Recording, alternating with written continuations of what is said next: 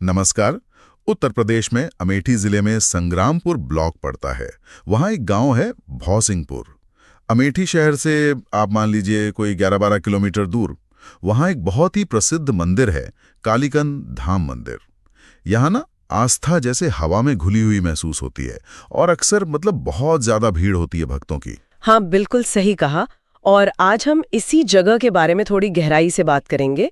हमारे पास जो भी जानकारी है, जो स्रोत हैं, उनके आधार पर हम इस मंदिर के पीछे की कहानियां, इसका पौराणिक महत्व क्या है, लोगों की आस्था इतनी गहरी क्यों है, इसका कुछ ऐतिहासिक संदर्भ भी है।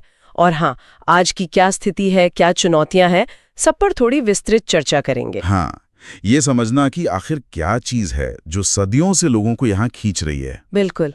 और ये सफर दिलचस्प होने वाला है क्योंकि इसमें पुरानी कथाएं भी हैं और आज की ज़मीनी हकीकत भी।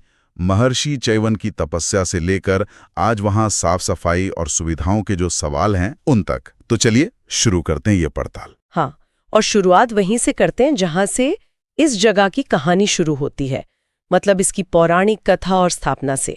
तो जो सबसे अहम कहानी जुड़ी है यहाँ से वो महर्षि च्यवन मुनि की है।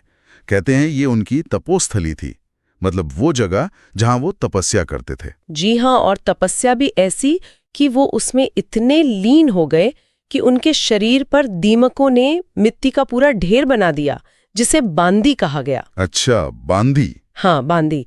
तो एक तरह से देखें तो दीमकों ने अनजाने में उनकी आंखों को ढककर सुरक्षित ही कर दिया था। कमाल है। पर कहानी में ट्विस्ट तब आया जब राजा सुकन्या वहां पहुंचे और अनजाने में उन्होंने उस मिट्टी के ढेर में शायद कोई चमकती चीज देखी या कुछ और उन्होंने जैसे ही उसे कुरेदा, वो महर्षि की आंख में लग गया। उनकी तपस्या भी भंग हुई और आंख भी चली गई। ओहो, यहीं पर फिर अश्विनी कुमारों का रोल आता है ना, देवताओं के वैद्य। अमृत कुंड स्थापित किया, एक ऐसा पवित्र सरोवर जिसके पानी में दिव्य शक्तियां थीं। अमृत कुंड? हाँ, और कहते हैं कि उसी कुंड में स्नान करके महर्षि च्यवन को अपनी दृष्टि और अपना यौवन दोनों वापस मिले। अच्छा, तो ये कुंड सिर्फ पानी का तालाब नहीं बल्कि एक तरह से पुनर्जीवन का प्रतीक बन गया। निश्चित रूप से। अब सवाल ये था कि भाई इस दिव्य कुंड की रक्षा कौन करेगा, इसकी पवित्रता कैसे बनी रहेगी? तो मान्यताओं के अनुसार तब स्वयं देवी कालिका वहां प्रकट हुई। देवी कालिका? जी, और उन्होंने इस कुंड की संरक्षिका बनना स्वीकार किया और हमेशा के लिए वहीं बस गईं, वहीं विराजमान हो गईं। तो ये 3 चीजें हैं, महर्षि की तपस्या, अमृत कुंड और देवी कालिका का वास। यही इस स्थान की नींव है। ये तो वाकई बड़ी गहरी कहानी है। क्या इन बातों का जिक्र पुराने ग्रंथों वगैरह में भी मिलता है या ये सिर्फ यहीं की कहानी है? नहीं, ये सिर्फ स्थानीय किंवदंतियां नहीं है। हमारे स्रोत बताते हैं कि देवी पुराण है, श्रीमद् भागवत पुराण है, स्कंद पुराण है। इन महत्वपूर्ण ग्रंथों में कालीकन धाम की महिमा बताई गई है, तो इसका एक पुख्ता पौराणिक आधार है। ये जानना जरूरी था। अब आते हैं उस विश्वास पर, उस आस्था पर जो आज भी लोगों को खींच लाती है, खासकर वो अमृत कुंड। कहते हैं कि उसके पानी को छूने भर से दुख दर्द दूर हो जाते हैं। हाँ, और खास तौर पर आंखों की बीमारियों के लिए तो इसकी बहुत ज्यादा मान्यता है। ये बात सीधे महर्षि च्यवन वाली कहानी से जुड़ती है ना, कि जैसे उनकी आंखें ठीक हुई वैसे ही भक्त मानते हैं कि कुंड के जल से या स्नान से नेत्र रोगों में फायदा होता है। कमाल का विश्वास है। ये पानी नहीं है उनके लिए, ये आस्था है साक्षात। और ये विश्वास इतना गहरा है कि लोग मानते हैं बस देवी के दर्शन कर लो, मुरादें पूरी हो जाएंगी। और इस विश्वास के निशान आपको मंदिर में जगह जगह दिखेंगे। जैसे मन्नत पूरी हो जाती है तो लोग मंदिर में टूटे हुए घंटे बांधते हैं। टूटे हुए घंटे? ये तो अलग बात है। हाँ, टूटे हुए। और एक और चीज है टिकरी चढ़ाना। ये मिट्टी की छोटी छोटी प्लेट्स जैसी होती हैं, मन्नत पूरी होने पर शुक्रिया अदा करने के लिए देवी को अर्पित की जाती हैं। ये छोटी छोटी चीजें बताती हैं कि आस्था कितनी जीवंत है वहां। और कुछ खास दिन भी तो होते होंगे जब भीड़ बहुत बढ़ जाती होगी। अरे बिल्कुल, नवरात्रि के 9 दिन और हर सोमवार आप उस वक्त जाएं तो देखेंगे पैर रखने की जगह नहीं मिलती। कई बार दूर दूर से लोग आते हैं दर्शन करने, मन्नतें मांगने। एक मेला सा लगा रहता है। इसी सब के चलते शायद इसे सिद्ध पीठ भी कहते हैं। ये शब्द काफी सुना है, इसका क्या मतलब होता है खास? सिद्ध पीठ एक ऐसी जगह जो आध्यात्मिक रूप से बहुत जागृत मानी जाती है, बहुत शक्तिशाली, जहां मानते हैं कि की गई पूजा पाठ, प्रार्थना, साधना वो आसानी से सफल होती है, फल देती है। और कालीकंद धाम को ये दर्जा बहुत पहले से मिला हुआ है। ये सिर्फ मंदिर नहीं, एक एनर्जी सेंटर माना जाता है। अगर आप थोड़ा इसके ऐतिहासिक और सांस्कृतिक पहलू पर आएं, तो महर्षि च्यवन की तपोभूमि होना ही अपने आप में इसे इतिहास से जोड़ देता है। यह सिर्फ धर्म की बात नहीं, हमारी ऋषि परंपरा की भी एक निशानी है। हाँ, और ये सिर्फ पुराने इतिहास की बात नहीं है, आज के समय में भी इसकी प्रासंगिकता बनी हुई है।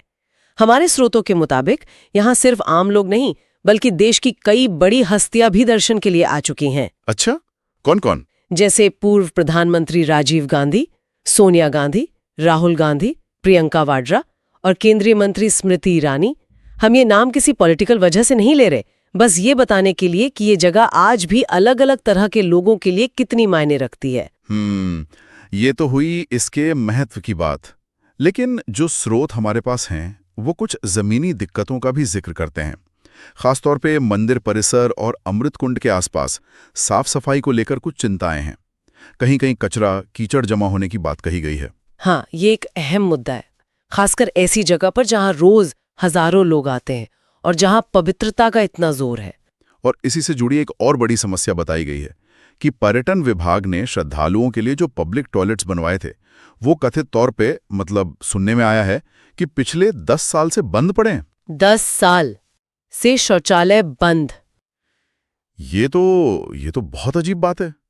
इससे तो लोगों को, खासकर महिलाओं को, बुजुर्गों को कितनी परेशानी होती होगी। जाहिर है, बहुत असुविधा होती होगी। एक तरफ हम धार्मिक पर्यटन को बढ़ावा देने की बात करते हैं, दूसरी तरफ बेसिक सुविधाएं नहीं है। ये थोड़ा विरोधाभासी लगता है। बिल्कुल, इस पर तो ध्यान देना चाहिए। हाँ, लेकिन ऐसा भी नहीं है कि कुछ हो ही नहीं रहा। जानकारी ये भी है कि मंदिर परिसर को थोड़ा सुंदर बनाने, सुविधाएं बेहतर करने के लिए कुछ काम चल भी रहे हैं। जैसे कोई पोर्च बन रहा है, बारादरी मतलब एक तरह का हॉल या मंडप, वो बन रहा है, और एक सेल्फी पॉइंट बनाने की भी बात है। सेल्फी पॉइंट एक प्राचीन सिद्धपीठ पर? वाह, ये आज के जमाने का असर है। हाँ, कह सकते हैं। ये दिखाता है कि कैसे मतलब आधुनिकता और परंपरा को साथ लाने की कोशिश हो रही है। शायद मकसद यही है कि लोगों को दर्शन करने में या कोई आयोजन हो तो उसमें आसानी हो, बेहतर अनुभव मिले। तो अगर पूरी बात को समेटें तो कालीकंद धाम के कई पहलू हमने देखे।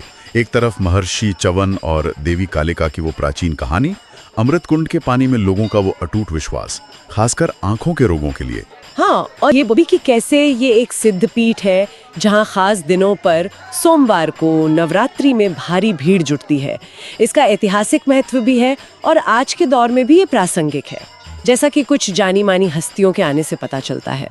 और फिर वो पहलू भी है जहाँ कुछ चुनौतियां हैं, जैसे साफ सफाई, सुविधाओं की कमी, वो बंद पड़े शौचालय। लेकिन साथ ही कुछ सुधार के काम भी हो रहे हैं, जैसे वो पोर्च, बारादारी और हाँ, सेल्फी पॉइंट। इस पूरी चर्चा से एक बात तो साफ है कि हमारे देश में पुरानी आस्थाएं आज भी कितनी गहरी और जीवंत हैं। ये मंदिर एक मिसाल है कि कैसे सदियों पुरानी मान्यताएं आज भी लोगों के जीवन का हिस्सा है। बिल्कुल, और ये भी दिखाता है कि कैसे इन प्राचीन स्थलों को आज के ज़माने की चुनौतियों का सामना करना पड़ता है। इंफ्रास्ट्रक्चर का, रखरखाव का, एक तरह से ये आस्था, संस्कृति और विकास के बीच का जो एक जटिल सा रिश्ता है ना, उसका एक छोटा सा मॉडल है ये जगह। और यहीं पर एक सवाल मन में आता है कि ये जो इतनी गहरी आस्था वाली प्राचीन जगह हैं, ये अपनी पवित्रता, अपनी पौराणिक पहचान को बनाए रखते हुए आज के तीर्थयात्रियों की, टूरिस्ट्स की जो ज़रूरतें हैं, जो उम्मीदें हैं, उनके बीच बैलेंस कैसे बना सकती हैं? या फिर ये सोचें कि ये जो साफ सफाई जैसी दिक्कतें हैं, इनके बावजूद अमृत कुंड के लिए लोगों की आस्था कम नहीं होती। तो ये चीज़ विश्वास के बारे में, आस्था के स्वभाव के बारे में क्या बताती है? सोचने वाली बात है ये।